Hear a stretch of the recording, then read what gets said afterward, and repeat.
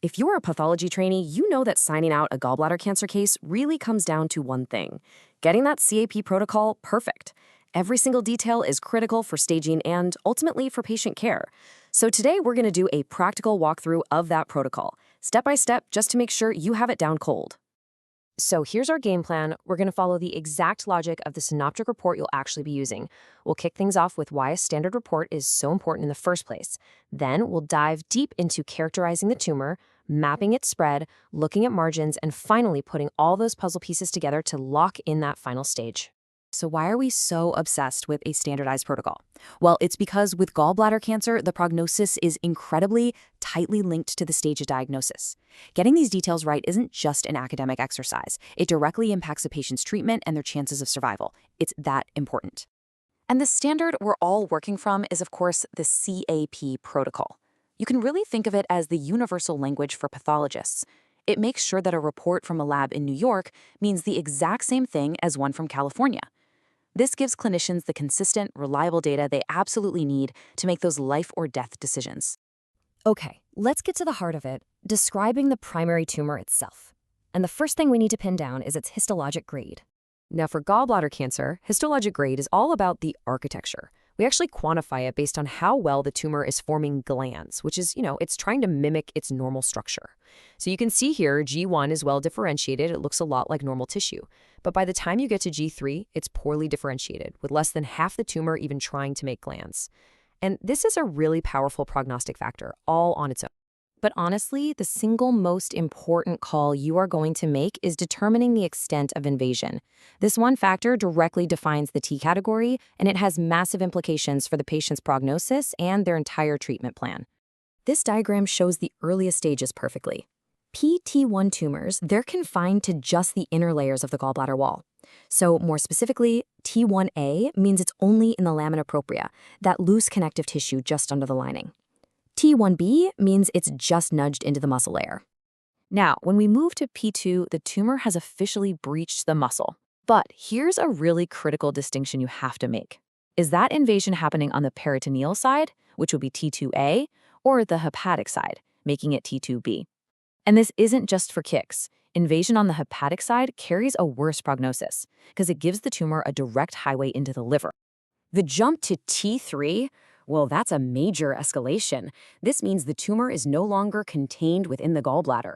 It is either broken completely through the outer lining, the serosa, or it's gone even further and is now directly invading the liver or another nearby organ like the stomach or duodenum.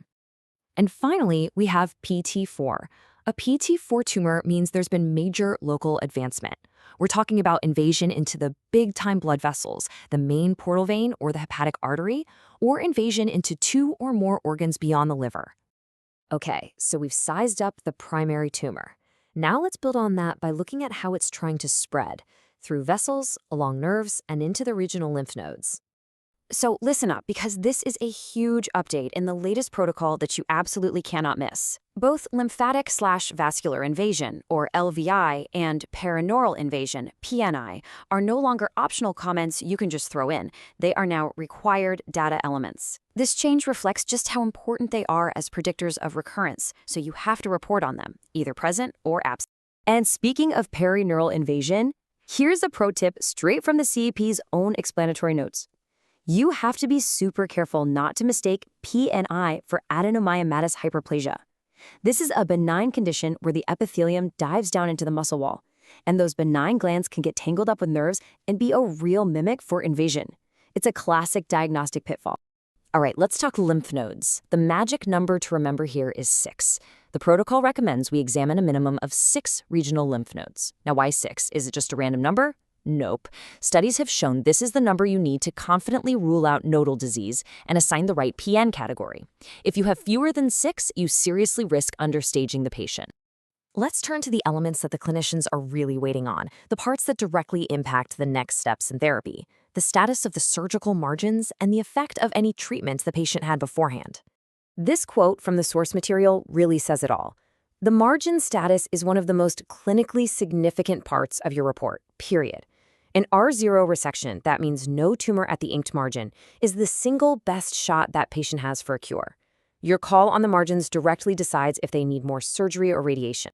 Now, if the patient had chemo or radiation before surgery, your job gets a little more complex. You have to actually grade the treatment effect. The protocol recommends a standardized system, like this 4-point modified Ryan score.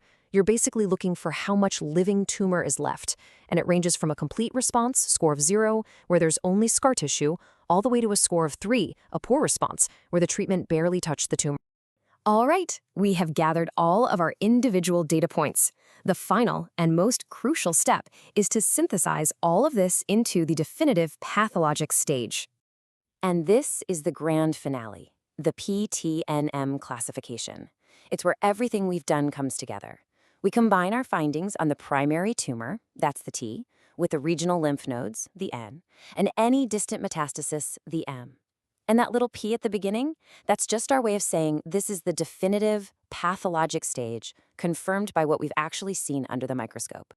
And this table just shows you how beautifully it all clicks into place. You take that T category we spent so much time on, you combine it with the N category based on how many nodes were positive, and you factor in the M status. Together, they create the final stage group. And that is the powerful, standardized summary of prognosis that is going to guide every single treatment decision from this point forward. So I'll leave you with this to think about. After going through all these different decision points, which distinction do you think is the trickiest? The one that poses the greatest risk for a misclassification that could really impact a patient? Is it telling a T2A from a T2B? Or maybe it's finding that one positive lymph node? Getting this right is absolutely critical, so which part of this protocol really keeps you on your toes the most?